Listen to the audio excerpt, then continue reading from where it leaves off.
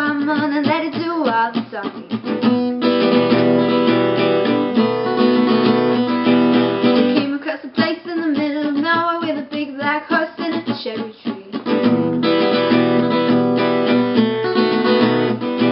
I felt a little fear upon my back. He said, don't look back, just keep on walking. With a big black horse, he said, look this way. He said, hey lady, will you marry me?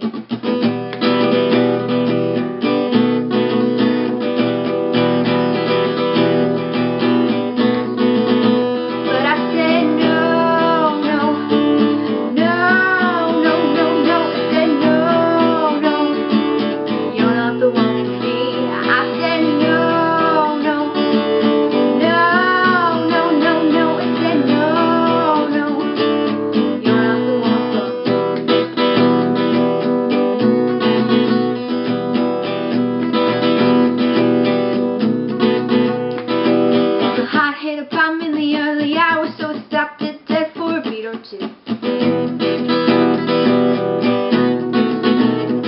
But I cut some cord and I shouldn't have done it. Now they won't forgive me after all these years. So I sent it to the place